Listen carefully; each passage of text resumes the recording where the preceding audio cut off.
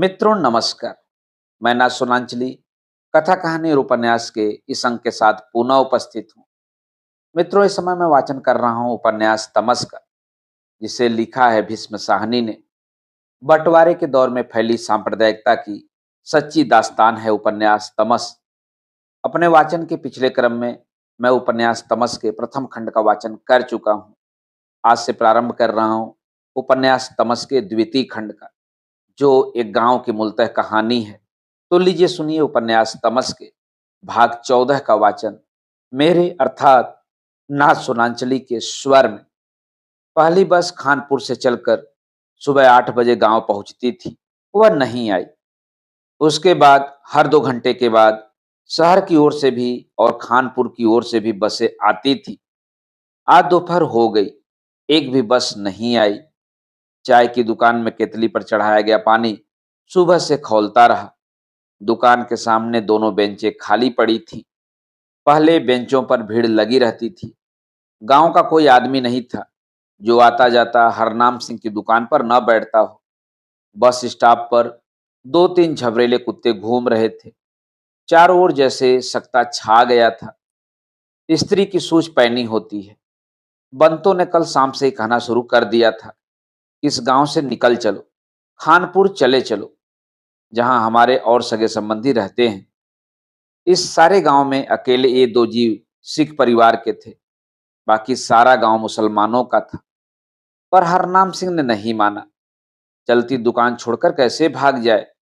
झगड़े फसाद तो होते रहते हैं, पर काम धंधा तो बंद नहीं किया जा सकता। फिर जाएं तो कहाँ जाएं? शहर में जाएं जहां पहले से ही आग लग रही है? खानपुर में जाएं तो वहां हमारा कौन खिलाने के लिए बैठा है? पीछे किसी ने दुकान लूट ली तो फिर खाएंगे कहाँ से? बेटे के पास जाएं, बेटा 20 मील दूर मीरपुर गांव में बैठा है। जैसे हम यहाँ अकेले हैं, वैसे ही वहां पर वह अकेला है। जहां बैठे हो, गुरु महाराज के आश्रय वहीं बैठे रहो। उसके पास पहुंच भी गए तो वह हम बूढ़ों की जान बचाएगा या अपनी जान बचाएगा? अपनी जेब से भी खाएंगे तो कितने दिन, और कोई दूसरा खिलाएगा तो कितने दिन? और चौकी पर बैठा हरनाम सिंह गोद में रखे हाथ जोड़ देता है और कहता है, जिसके सिर ऊपरी तू सुआमी सो दुख कैसा पावे। हे मालिक, जिसके सिर पर तेरा हाथ है वह दुख क्यों कर पाएगा? बन तो सुनती है और चुप हो जाती है। फिर जब अंदर ही अंदर उसका दिल डूबने लगता है तो कहती, चलो मेरी बहन के गांव चले चलो, वह तो नजदीक है। वहां गुरुद्वारे में पड़े रहेंगे, बहन के पास नहीं रहेंगे। वहां सिख संगत बड़ी है, अपने लोगों का आसरा होता है। पर हरनाम सिंह वह भी नहीं माना। उसे अंदर ही अंदर विश्वास था कि और लोगों के साथ भले ही बुरा भला हो जाए, इसके साथ नहीं हो सकता। सूण भागे भारिये, असां कदे किसे दा बुरा नहीं चेतिया, बुरा नहीं कीता। इत्थों दे लोकी भी साढ़े नाल भरावा वांग रहे हन। तेरिया अखा साहमड़े करीम खान 10 वारा कह गया, चुपचाप बैठे रहो, तुहाड़े वल कोई आंख चुक के भी नहीं बेखड़ड़ा। करीम खान तो बड़ा मोतबर इत्ते कोण है, इक्को इक इत्थे सिख घर के कैगरीवालिया नु साढ़े दे हथ चुकदिया गैरत नहीं आएगी। अर्थात हमने किसी का कुछ देना नहीं है, हमने किसी का कभी कुछ बुरा चेता नहीं है, कभी बुरा नहीं किया है। ये लोग भी हमारे साथ कभी बुरी तरह पेश नहीं आए हैं। तेरे सामने कुछ नहीं तो 10 बार करीम खान कह गया है, आराम से बैठे रहो, तुम्हारी तरफ कोई आंख उठाकर भी नहीं देखेगा। अब करीम खान से बड़ा मोतबर इस गांव में और कौन होगा? सारे गांव में एक ही तो सिख घर है। इन्हें गैरत नहीं आएगी कि हम निहत्थे बूढ़ों पर हाथ उठाएंगे? बंद तो फिर चुप हो गई। तर्क का जवाब तो तर्क में ही दिया जा सकता है, पर विश्वास का जवाब तर्क के पास नहीं है। जहां बंतों का दिल किसी किसी वक्त डूबने लगता था, वहां हरनाम सिंह एक बार भी विचलित नहीं हुआ। उसका चेहरा बराबर खिला रहा। सारा वक्त वह गुरु महाराज का नाम लेता रहा और उसे देखकर बंतों को भी त्राण मिलता था। पर आज कोई बस नहीं आई थी, एक भी ग्राहक दुकान पर नहीं चढ़ा था और सड़क सूनी पड़ गई थी। बल्कि 2-3 बार इक्के दुक्के आदमी, जिन्हें उसने पहले कभी नहीं देखा था, गांव की ओर जाते हुए उनके घर की ओर घूर घूर कर देखते रहे थे। और जब दोपहर ढलने को आई तो ढक्की पर से उसे किसी के कदमों की पर्ची सी आहट आई। करीम खान लाठी टेकता चला आ रहा था। हरनाम सिंह का ढाढ़स बंधा। करीम खान कुछ बताएगा, कोई सुझाव देगा, कोई तरकीब करेगा। यहाँ खतरा हुआ तो हम करीम खान के डेरे पर चले जाएंगे। करीम खान दुकान के सामने आया पर रुका नहीं, न ही हरनाम सिंह की ओर मुंह किया। केवल चाल धीमी कर दी और खखारने के बहाने बुदबुदाया, हालत अच्छी नहीं है हरनाम सिंह, तू चला जा। दो एक कदम जाकर फिर बोला, गांव वाले तेरे बल अख भी नहीं चुक गड़े, पर बाहरों लोका दे आड़दा डर है। ऊंढा न रोकड़ा साड़े बसदा नहीं। और फिर खांसता हुआ लाठी पटपटाता आगे बढ़ गया। तभी पहली बार हरनाम सिंह की विश्वास की टेक बुरी तरह से हिल गई। करीम खान रुका नहीं तो इसका मतलब है सचमुच खतरा है। और जो करीम खान आया है तो जोखिम उठाकर आया होगा।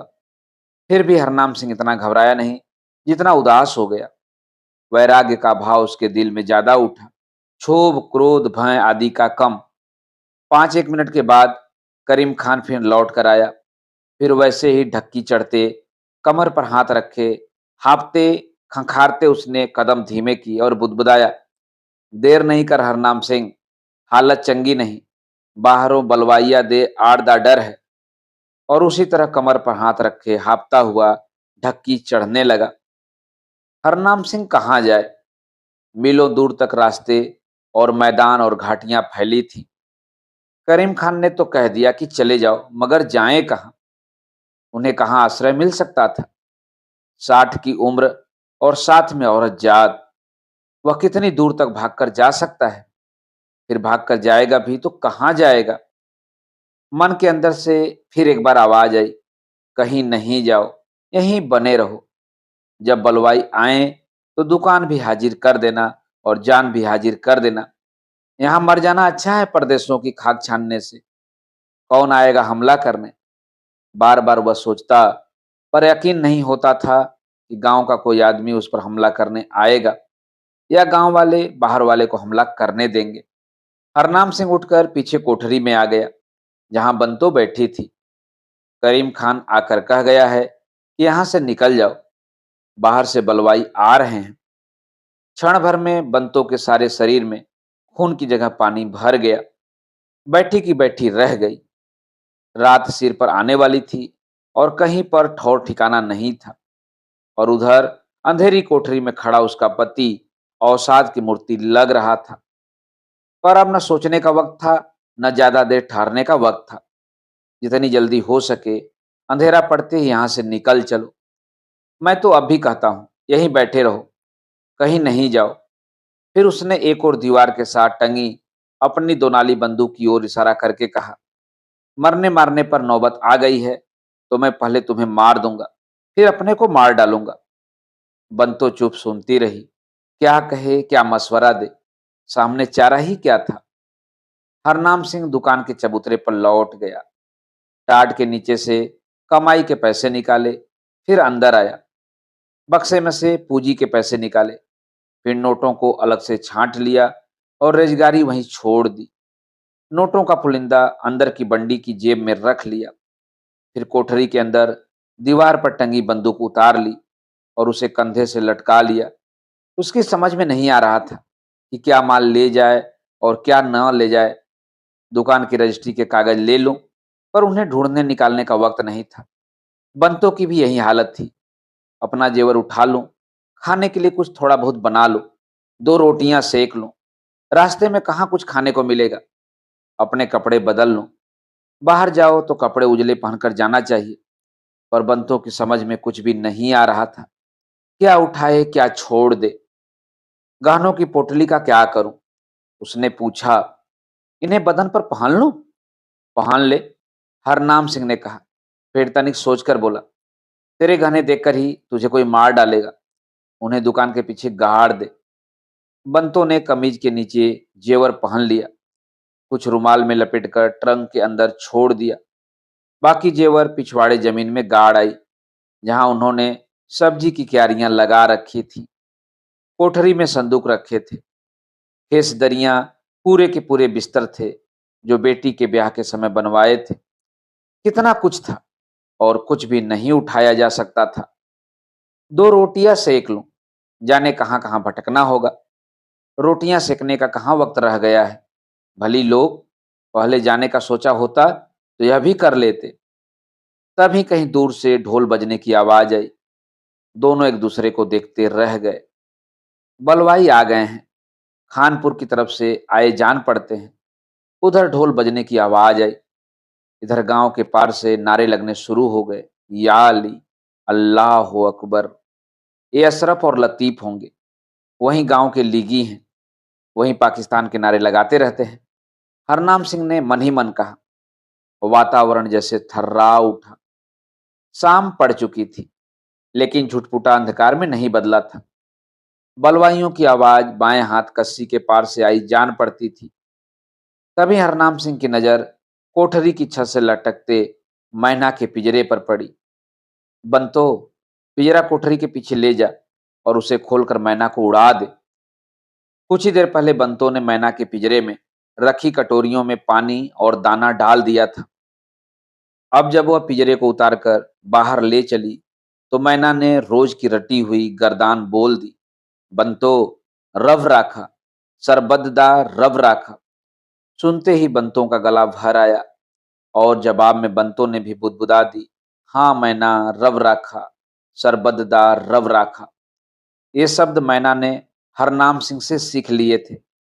अक्सर हरनाम सिंह दुकान के पटरे पर बैठा होता और उसकी पत्नी पीछे कोठरी में बैठी होती, और जब दुकान पर कोई ग्राहक नहीं होता तो हरनाम सिंह अंदर बैठा बंतों के साथ गुरुवाणी और धर्म की बातें किया करता था। कभी उठते बैठते वह कहा करता था, रब राखा, सरबद्दा रब राखा। और मैना इन शब्दों को घर में दोहराने लगी थी। मैना के मुंह से यह शब्द सुनकर बंतों को बड़ी ताकत मिलती थी। उसमें साहस और स्थिरता आ गई, मानो नन्हा सा पक्षी उसे सीख दे रहा था। पिछवाड़े जमीन के छोटे से टुकड़े में हरनाम सिंह ने सब्जी रोप दी थी। एक आम का पेड़ उगा रखा था। आंगन के बीचों बीच पहुंचकर बंतों ने पिंजरे का दरवाजा खोल दिया और धीमे से बोली, जा मैना, तेरा रब राखा, सरबद्द रब राखा। पर मैना ज्यों की त्यों पिंजरे में बैठी रही। उड़ जा मैना, उड़ जा मां सदके। और बंतों का कहते कहते गला भर आया और वह पिंजरे को वहीं जमीन पर छोड़कर लौट आई। तभी फिर ढोल बजने की आवाज आई। अब भी आवाज ज्यादा नजदीक थी। गांव में भी आवाजों की भिनभिनाहट बढ़ने लगी थी। लगता बहुत से लोग इकट्ठे होकर कहीं से बढ़े आ रहे हैं। गांव के अंदर से नारे की आवाज बराबर किसी किसी वक्त आ रही थी।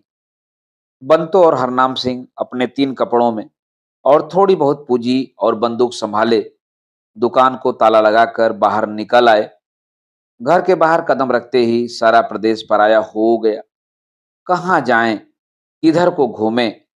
बाएं हाथ को गांव फैला था, उसी ओर कस्सी थी और कस्सी के पार से बलवाइयों के ढोल सुनाई दे रहे थे। दाईं ओर पक्की सड़क खानपुर की ओर चली गई थी। उस ओर जाना खतरे से कम खाली नहीं था और इस ओर किनारा ऊंचा था। अगर कहीं जाया जा सकता था तो उसी रास्ते छिप लुक कर जाया जा सकता था। सड़क पर चलना खतरे से खाली नहीं था। नाले में पानी न के बराबर था। चौड़ा पाट सूखा और रेतीला था और कंकड़ों पत्थरों से अटा था। दोनों ने सड़क पार की और थोड़ी दूरी तक आकर नाले की ओर उतरने लगे। तब तक बलवाई गांव के निकट पहुंच चुके थे और इसी ओर बढ़े आ रहे थे। वातावरण उनके नारों और ढोल मजीरे की आवाज से गूंज रहा था। हरनाम सिंह और उसकी पत्नी नाले की ओर उतर रहे थे जब ऊपर कहीं से छिड़ सी आवाज आई, बंतो तेरा रव राखा, सरबद्दा रव राखा। मैना उन्हीं के पीछे उड़कर चली आई थी और पेड़ पर बैठ गई थी। तभी बलवाई उस टीले के ऊपर पहुंच गए जिसकी ढलान उतरने पर नीचे दाएं हाथ हरनाम सिंह की दुकान थी। बलवाई चिघाड़ रहे थे, ऊंचे ऊंचे नारे लगाते ढोल बजाते नीचे उतर रहे थे। चांद निकल आया था।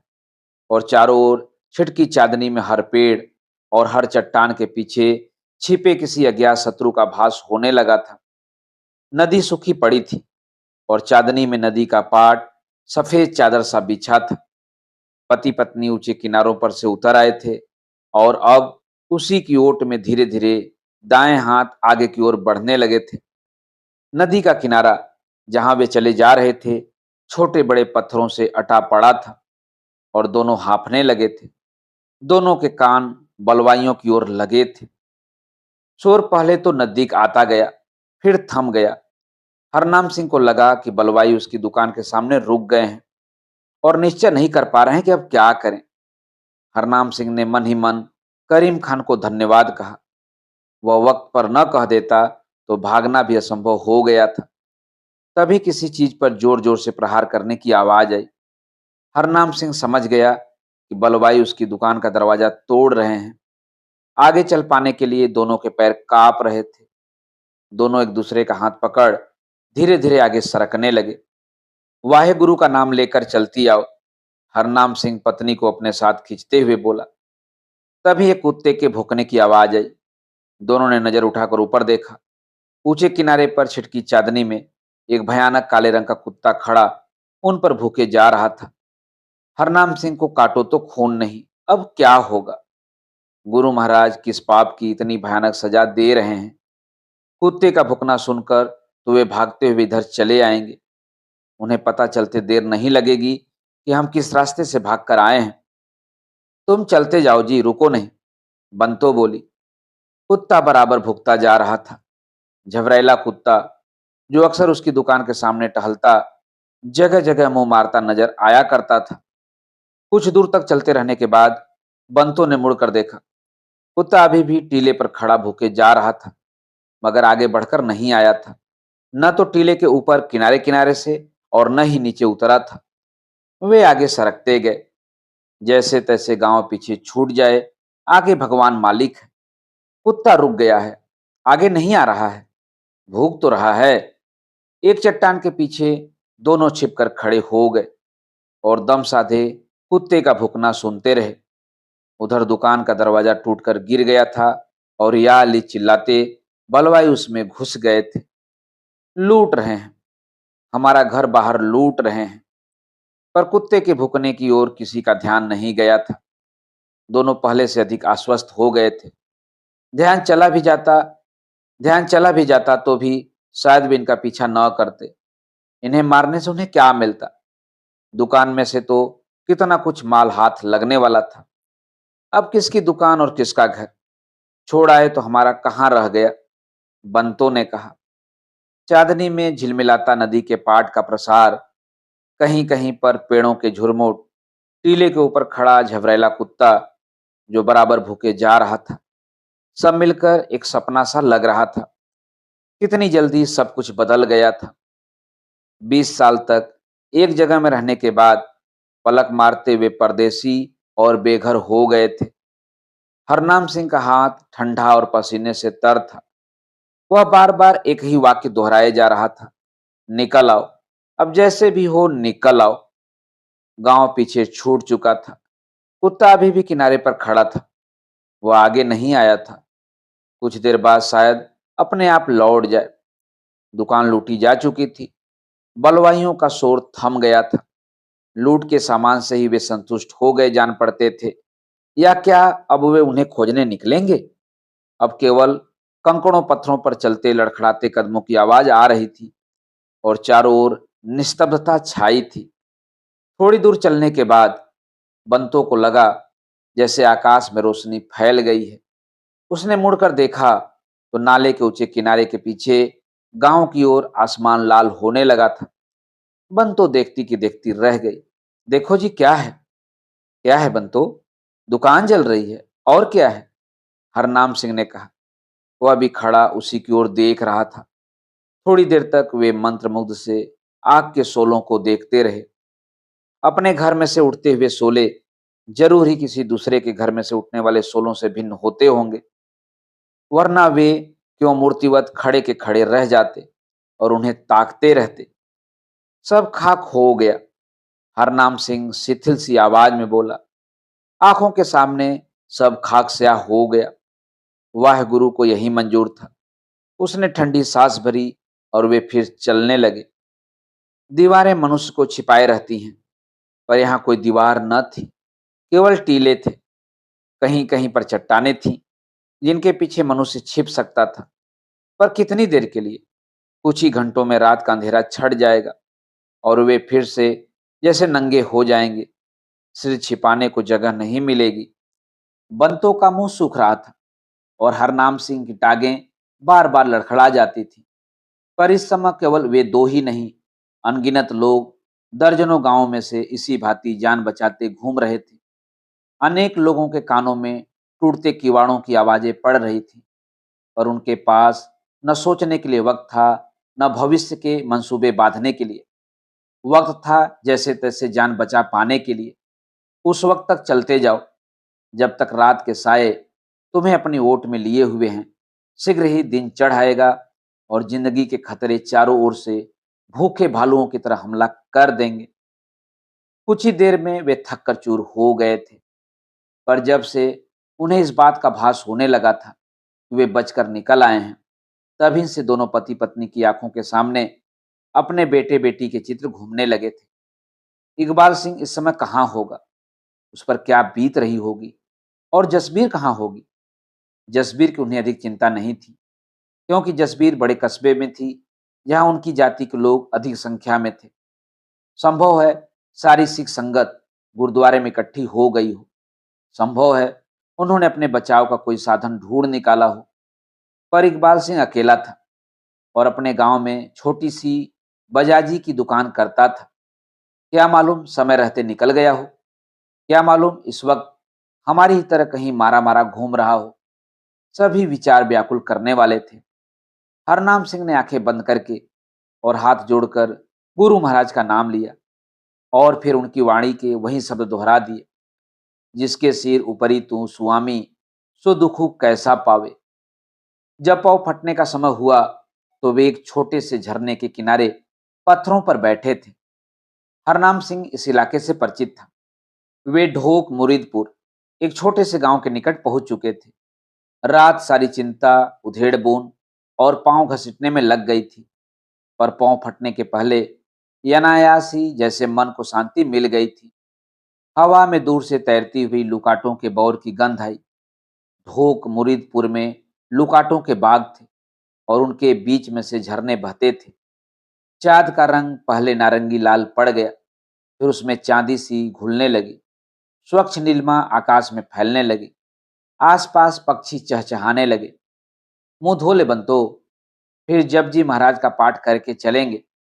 प्रातः की सुहावनी घड़ी में हरनाम सिंह का विश्वास फिर से जैसे लौट आया था। अब जाएंगे कहाँ? बंतो ने चिंतित आवाज में पूछा। दिन भर मारे मारे कहाँ फिरोगे? दो रोटियां सेक ली होती तो कोई बात नहीं थी। दिन भर बेशक यहीं किसी पत्थर की ओट में पड़े रहते। इसी ढोक में चलकर किसी का दरवाजा खटखटाते हैं। उसके दिल में रहम हुआ तो आसरा दे देगा, न हुआ तो जो गुरु महाराज को मंजूर है। तुम इस ढोक में जानते हो किसी को? हरनाम सिंह मुस्कुरा दिया। जहां सबको जानता था, वहां किसी ने आसरा नहीं दिया। सामान लूट लिया और घर को आग लगा दी। यहाँ जानने वालों से क्या उम्मीद हो सकती है?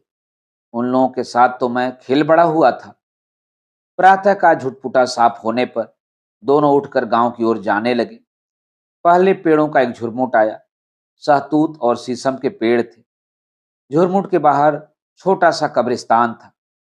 टूटी फूटी कलें छोटी बड़ी, उन्हीं की एक ओर किसी पीर की भी कब्र जान पड़ती थी, क्योंकि उस पर दिया टिमटिमा रहा था और हरी झंडियां लटक रही थी।